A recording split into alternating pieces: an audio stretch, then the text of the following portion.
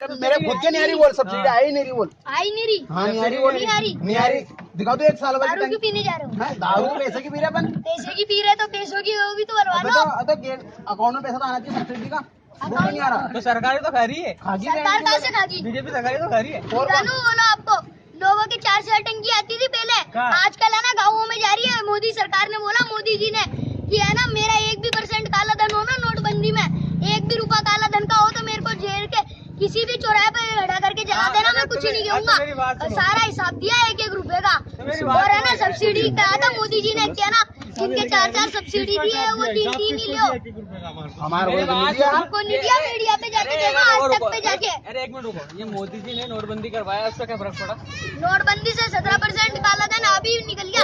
लोग है ना 100% में से दिखा रहे हैं सब। कितने जने मरे? कितने जने कौन मर गया? जो लाइन में मेरी लाइन में तो सभी लगे होते हैं। मोदी की माँ भी लगी थी लाइन में तो। प्रतिमा क्या उसने छोड़ दिया परिवार, इसलिए बोल रहा हूँ आज आप।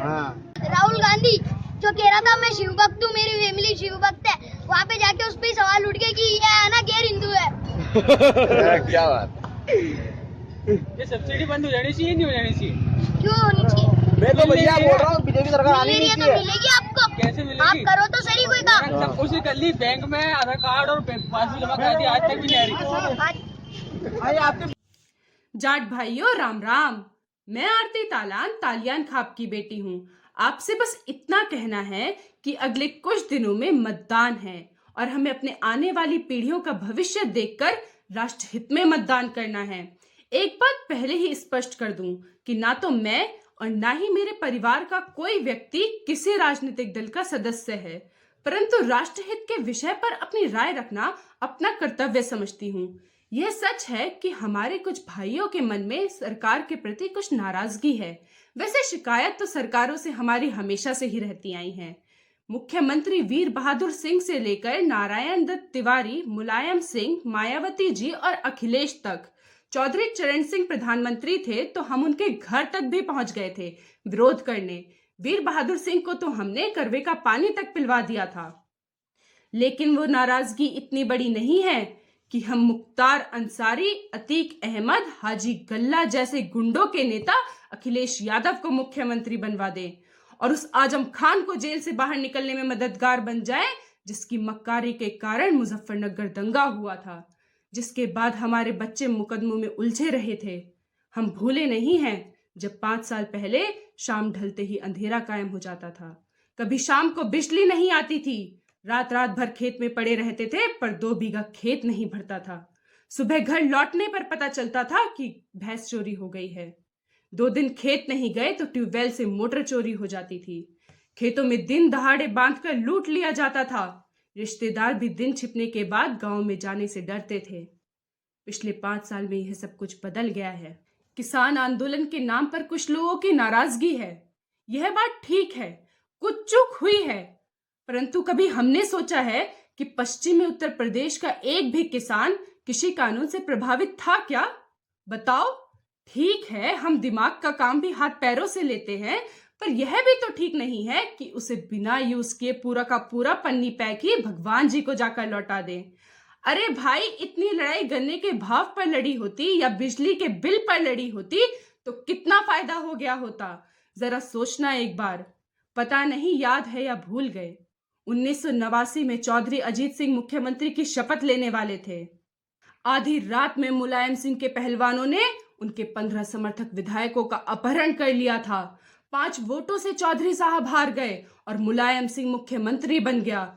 एक बार और बेमेल गठबंधन हुआ तो ये वो ही मुलायम है जिसने अनुराधा चौधरी के नाम पर चौधरी साहब का जीना हराम कर दिया था, बदनाम कर कर रख दिया था।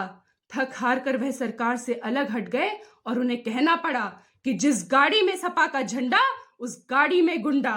मेरे जाट भाइयों, आज हर गांव से जाट लीडरशिप उभर रही है।